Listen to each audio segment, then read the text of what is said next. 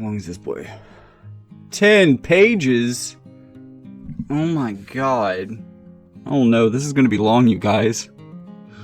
Hello Internet, I'm Jackie Fox, and today let's talk about protests and how they're shaped by our culture. I want to give a shout out to this whole segment by Crystal Ball right up front, because I'm not going to be covering all the same ground that she did in this video, but I think that her points are incredibly well made, and I would definitely support most of them. It's not so much that I disagree with her in general, I do have a few differences of opinion, and there are other things that I would like to expand upon that aren't included in her video. So check that out if you want as kind of a supplement to this video, either watch it now or watch it after, but here's the clip.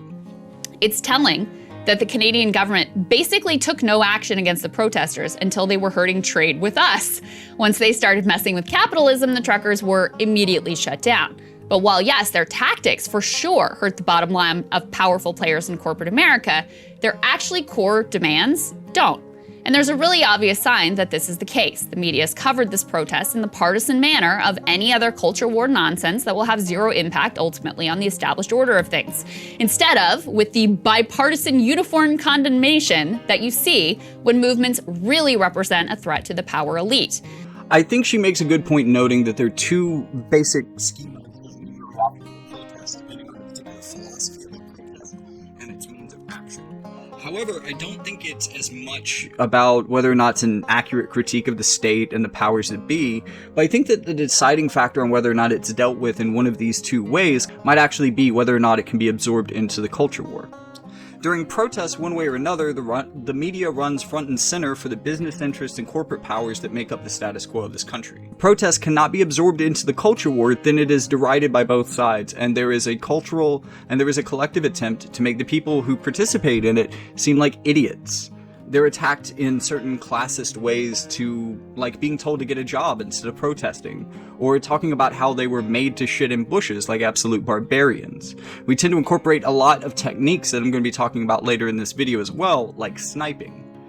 Now, these are all real things, and all real ways that the media derided another occupying group, because we're going to be talking about both Occupy and the Freedom Convoy today, in addition to BLM. But just protests in general, and how we in the media tend to react to them. So, like, the story behind why Occupy protesters were shitting in Zuccotti Park. The protesters had originally arranged to have porta potties. They were going to have porta potties as long as they were there. And in a police attempt to get them to move out of Zuccotti Park, they took away their toilets.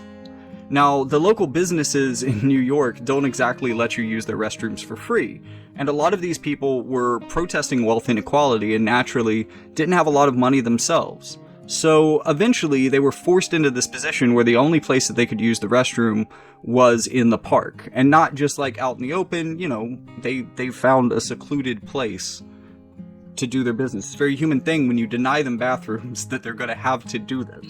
And, you know, making them look like idiots, partly due to the nature of Occupy, is kind of easy to do. And I saw people do this, like, right in front of me. They would interview like 10 different people, real rapid fire, like they would ask kind of basic questions. Why are you here? What do you support about this protest? And then ultimately, before it would make it to air, they would cut out all the coherent responses and they would just pick the absolute stupidest thing. It's something that late night comedy shows have been doing forever. It's called a man on the street bit, where you just have someone ask an incredibly basic question to people walking outside of the studio and just edit out all of the good answers, and you know, you end up with like 10 people rapid fire who can't name the vice president, even though most people probably answered that question accurately. They do the same type of thing to protest, and they often did it to Occupy. I had to see Trump up close, so I headed to one of his rallies and got to hear from some die-hard trumpeters. I think he's the only candidate on the Republican side who's actually going to build a wall. And who's going to make him pay for it? He's going to make China. And you know, people say, oh, you can't make China pay for it. You know what? That's a bunch of horse crap. It's pretty easy to make China pay for it. China will be paying for the wall. Shouldn't Mexico pay for the wall? Oh, Mexico, sorry. Either way. It doesn't matter. One of those countries is paying for that wall. One of those countries is paying for that wall. Donald Trump is inaugurated. He becomes president of the United States. What's behind that curtain? Defeation of ISIS. Defeation of ISIS? Yes. What should we do to ISIS? Bomb the out of them. Where officially should we bomb ISIS? Probably like, Israel area. But first, I want to talk about what happens to a protest that can be absorbed into the culture war. If there's already a drawn line in the sands that's already been decided on, one side of the media is going to be playing defense, one side of the media is going to be playing offense. And before we talk about how the media discredits protest even more, let's talk about how the media, quote-unquote, helps protesters it, quote-unquote, supports. Because it's one of the most obvious political stunts in recent years. Commissioned in June of 2020 by Washington, D.C. Mayor Muriel Bowser, the Black Lives Matter mural accomplished two things. It made Apple Maps briefly relevant again, and it set me on the path of writing a 20-ish minute video about political recuperation and Gramscian hegemony 2 years later. Other than that, not so much. Well, sorry, it did do one more thing. For Mayor Bowser, the mural was a very effective way to co-opt and neutralize Black Lives Matter without hearing any of the movement's demands, and actually giving herself the freedom to move in the complete opposite direction. I can't believe I almost forgot to mention that. Because at around the same time the mural went up, Bowser's proposals for 2021 included increasing police budgets and doubling the size of the cadet program. That is, when she wasn't busy spending time on TV proposing her, let's say, creative interpretation of what defund the police really means. The process of recuperation takes a potential radical statement and waters it down to the point where it's just an anodyne talking point in the culture war. This is exactly what happened in the debate over Black Lives Matter, and the culture war itself as a mechanism played a key role in the process of recuperation because of the media's effect of taking the original message and shouting it back and forth at each other until all semblance of the original message is lost, and it's now a sterilized and safe message that can be pushed on corporate media. The other side here, which is playing offense, tends to pick up a political strategy I like to think of as sniping. And there's a lot of ways other than just the man on the street bit to snipe. You could comb through a lot of footage, or you could investigate individual people who've been confirmed to be at the protest, especially when it's the leadership of the protest or the leadership of the protest. You can try to find a singular moment for one of those people that makes him look bad, and then associate the protest with that person and that moment, and then use that association to cast that perception onto the public of the entire protest. A good example of this is the constant coverage of the most violent parts of the BLM riots, while the right-wing media is not covering the violent reaction to them peacefully protesting. You know, you've got one side of the media showing the police beating the shit out of protesters, and you got the other side of the media that's showing the protesters beating the shit out of buildings. So each side is really kind of zeroing in on the part that works for their narrative, right? And as I've noticed in the past, I find it particularly interesting that while they did like to focus on any destructive activities these protesters were engaged in, they don't like to talk about when they burnt down that police building, even though it seems like the perfect conservative fear message. But it's because in that moment they were effectively striking out at the status quo in a powerful symbolic way that other protest movements haven't done. So again, remember that the team that's playing defense isn't necessarily on the side of the protesters. They're trying to recuperate or at least co-opt the protest. This just goes to show that support or lack thereof is only a facade. If it's neither side's intention to actually support the protest movement. Instead, both sides are working together and collaborating and finding a way to strawman and neutralize the very real and valid concerns of the protesters involved. So with all of that out of the way, let's talk about the Freedom Convoy. The process seems to have similar media dynamics to BLM, but with the parties flipped. And since this is an event happening in another country, it's been difficult for me as an American to find a non-polarized version of it. And because I've seen so many protests and closely followed the way that the media covered them in response, I understand what the media tends to do, and therefore I usually tend to look at any positive or especially negative reporting of a protest a lot more skeptically. While I can't say that I'm an authority on a protest that happened many hundreds of thousands, maybe not hundreds of thousands, hundreds if not thousands of miles away from me, I did spend a lot of time trying to figure out exactly what was going on and trying to figure out how to put it in at least uninflammatory terms to try to portray the reality on the ground as accurately as I can. And after watching the protest for a couple of weeks and consuming as much media coverage as I can over it from at least 2 different countries, here's what I've ultimately come to. It seems like the protest started out with truckers. Now, there's a lot of important framing information to be known about this situation of truckers in Canada, and unfortunately, depending on the source you're watching, you only hear some of this framing information, but I've collected it all, so here's the full story. The way the laws in the books currently stand for Canadian truckers, they must remain in their cab while the truck is being filled and while it's being unloaded, in addition to the fact that their job is mainly driving between locations and remaining in the cabin of their trucks at all times. Except when they gotta eat or use the bathroom, and humans do what humans do. The point is that if you're looking at this from the idea of risk, it doesn't seem like a particularly risky population as far as COVID is concerned. I mean, a vaccine mandate against retail workers or fast food workers or fast food delivery drivers would make a lot more sense because they commonly interact with a lot of people in the public. They're moving around from one place to another, especially those food delivery drivers. These all seem like really risky professions, especially compared to the kind of things that truckers do. When you add on to that the fact that 90% of Canadian truckers are fully vaccinated, which is a stat that's actually higher than the number of Americans that have had even one shot of any vaccine, it starts to strain the credibility that this is a logically placed restriction. I assume that most of my audience is not, in fact, international truckers, so for most of you it doesn't seem like a big deal. But for people who have to deal with it on a day-to-day basis, it can be one. Now, while I'm not generally for vaccine mandates on the population, even though that would have made more sense than just singling out truckers, I am very vaccine, and I would encourage these holdout truckers to get the vaccine now because it's going to make your life easier. I'm sorry that you've been coerced into this in a way that makes you feel uncomfortable, but none of the propaganda about the vaccines is true, and you're far safer taking the vaccine than you are with grappling with COVID on your own, even a relatively mild strain like Omicron. So while I don't entirely agree that this is a necessary something worth a national protest, I also don't disagree with the original concerns of the protest. There are two counterpoints I saw trotted out on the liberal side of coverage that I don't think are particularly valid. The first was that the movement claimed to have over 50,000 truckers behind it, and I don't know who said that, but come on. I mean, there's so many ways that this could have happened. There could have been a lot of people who said they were coming online. Like, anybody who's ever thrown a party and tried to invite people on Facebook knows that you gotta invite like 1,000 people to get 100 people to show up at a party, It could have just been someone who was just exaggerating, or I don't know, is being incredibly optimistic. They did end it up with probably thousands of people joining the protests in multiple locations. So it may have even got up to 10,000 across Canada, because it was happening in multiple provinces at the same time. But a lot of people were trying to make it out like, this was some kind of a scam from the beginning, and come on. Like, I get it. I get picking on them for that, but like, I don't think it proves anything. So another argument that I heard a number of times is that, from the beginning, people were disbelieving that this was actually a movement of truckers, because a lot of the early footage of the convoy didn't include a lot of big trucks. They were typically up front, and then there were a lot of like, personal pickup trucks and, SUVs and cars behind it. But I want you to put yourself in the shoes of a trucker for a second.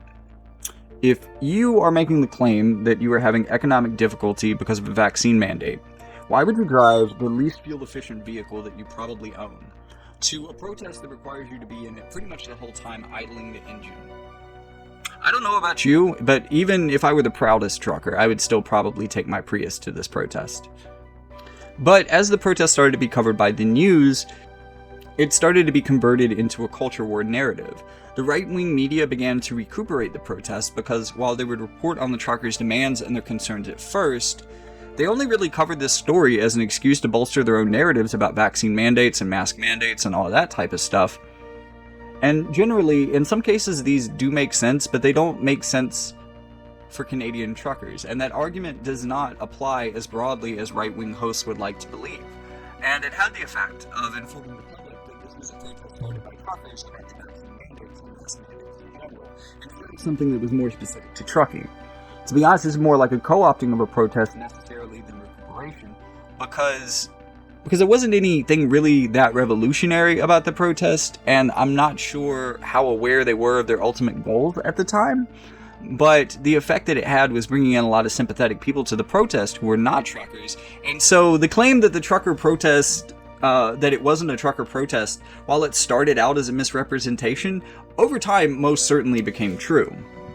Let me help you get into the headspace of a potential Canadian protester coming to the Freedom Convoy who's not a trucker themselves.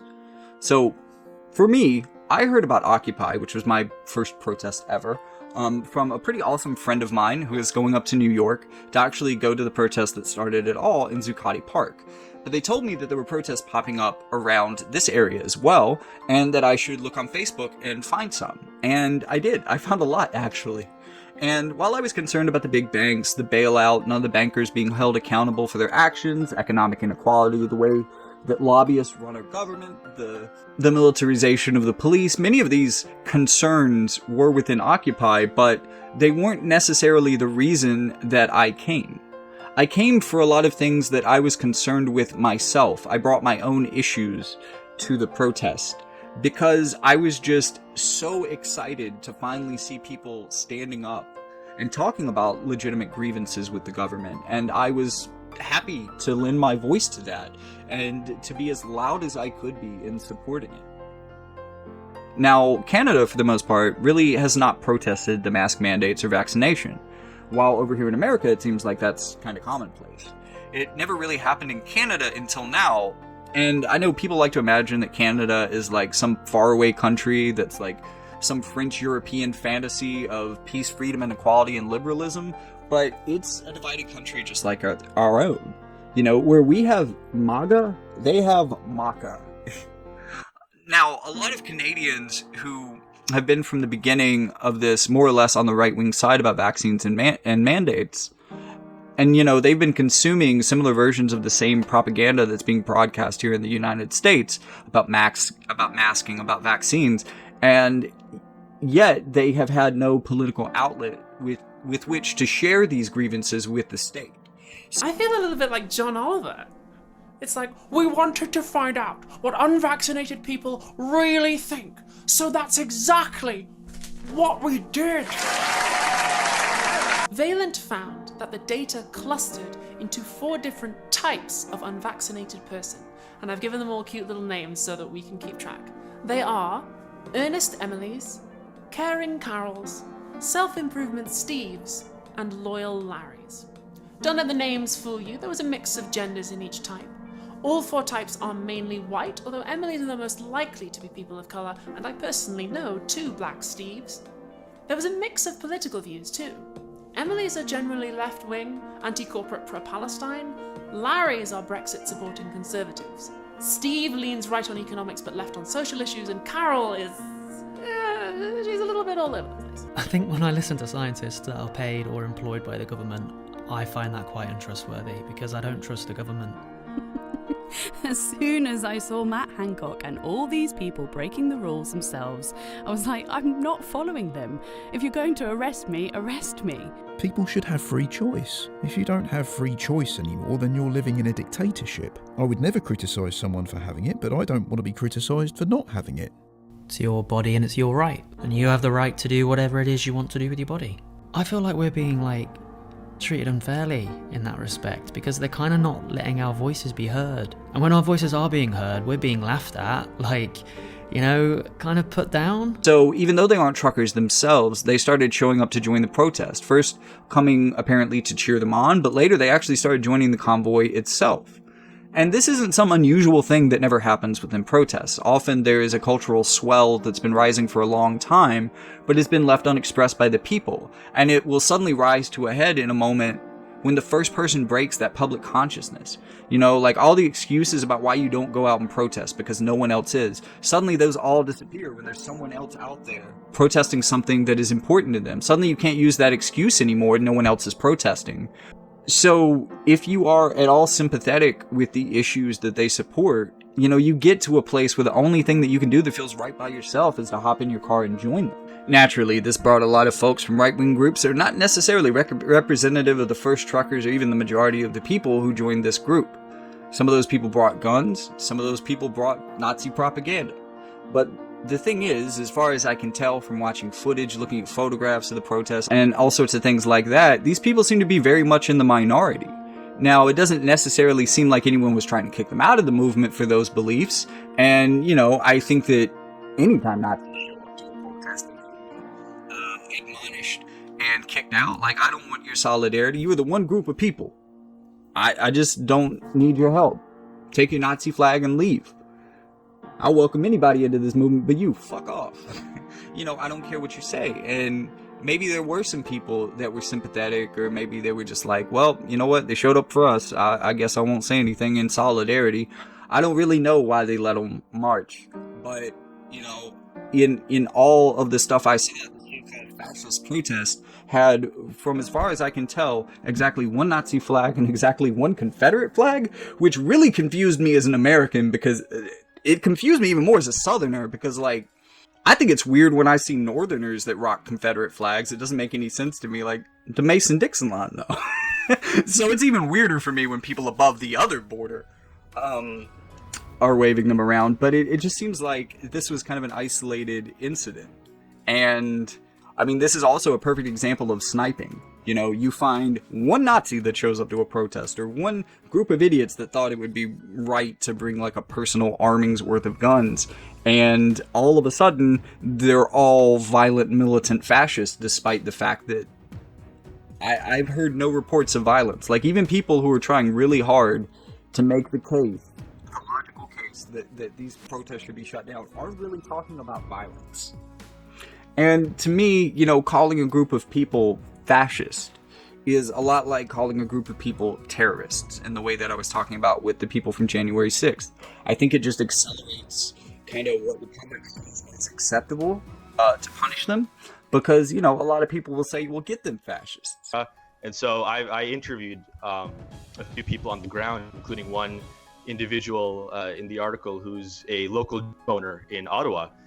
And his family immigrated from Chad and Haiti. And so he went to this protest. He brought his mom, who worships the CBC, the state-sponsored media organization in Canada. And she was so shocked to see how friendly people were. She was like, I'm being told something else in the media, but here on the ground, people are so friendly, joyful, loving. They're cooking food. Kids are playing on bouncy castles. This is not the far-right extremist hysteria that's being sold in the media. But, you know, and you know, I kind of agree with that sentiment. Like, the people who are actually waving that Nazi flag, fucking frisking. You'll find something to look. Police are really good at pinning shit on people. Just go pin something on the Nazi. You're good at it. You do it to people of color all the time. I'm sure you'll figure out how to arrest that Nazi for nothing. I mean, you could charge him with mischief. But the whole movement, that's where you get that false equivalence. You got that one person, and you're trying to present this entire like group of thousands of people through the lens of that singular person. Now, as an American, I don't know what kind of toolbox they have up there in Canada to deal with protests. I do understand that they don't have, the American sense of the First Amendment and of our particular version of freedom of speech. But they are at least similar to that, is my understanding. But I don't think that it's a bad thing to basically force the government to treat protesters with kid gloves. We should do that more often already. And Canada was, as a lot of people rightly pointed out, you know, police showed up to one of the first convoy blockades, and this is not something that we ever see on a left-wing protest, but they were just hugging people.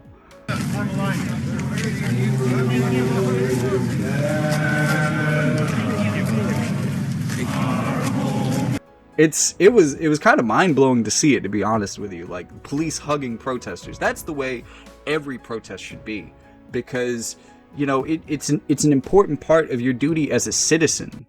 It's an important part of what you owe to your nation, to air your grievances and to come together in solidarity with your fellow compatriots and countrymen and air those grievances publicly and seek collective power to have them addressed.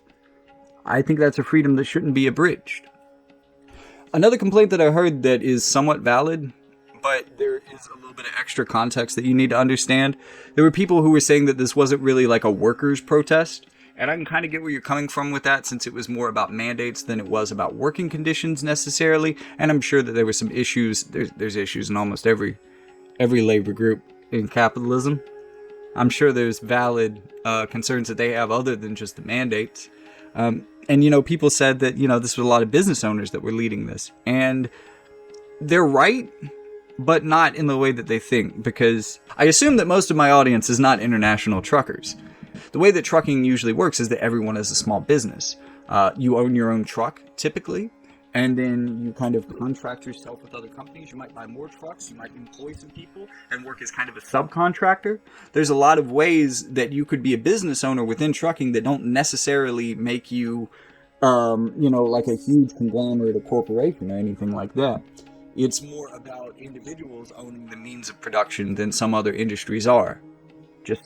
Now, while I don't generally agree with the people who started this protest, and I agree even less with the kind of people who later joined this protest and kind of grouped themselves into the movement, kind of taking over the message, when that happened, I feel like the truckers that started this kind of did their own thing, and we'll talk a little bit more about that. This was actually the blockade of the Ambassador Bridge. I feel like that was kind of the original goal of the protest.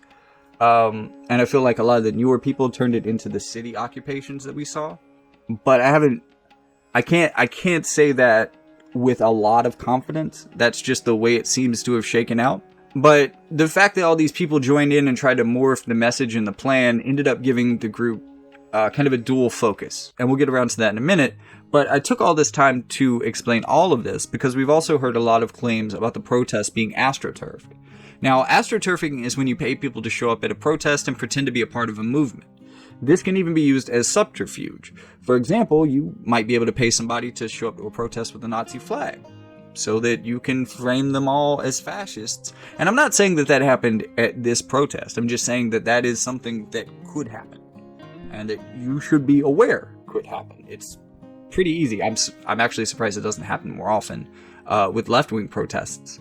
Except that I think left-wing protesters are a lot more likely to beat a Nazi's ass for trying to join their protest than right-wingers are. And look, right-wingers, y'all gotta work on that. Like, y'all don't like Nazis, do you? I mean, some of you might kind of agree with them or think there's a solidarity reason, kind of like the left can be with our tankies sometimes. But you don't like them, right? Why do you accept them at your protest? You should start kicking them out. That's a point that I'm trying to make. If there's anybody right-wing that watches this channel, kick Nazis out of your protests. It will save you time and effort later. The kind of astroturfing that we're hearing here from the left is actually really similar to a long-standing narrative about left-wing protest on the right, and that's that it's all being funded by George Soros. And they're always saying things like George Soros is busing people to protests and all the people coming on that bus are paid protesters and that's all a fake protest. But in my experience, usually what happens is that means that a bunch of people pooled their money.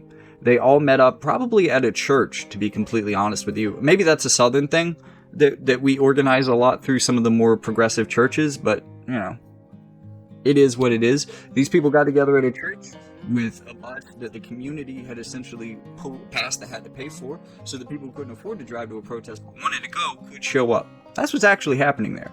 But the right wing sees a bus show up to a protest and they're like, who paid for that? If these people don't have any money, how could they possibly do that?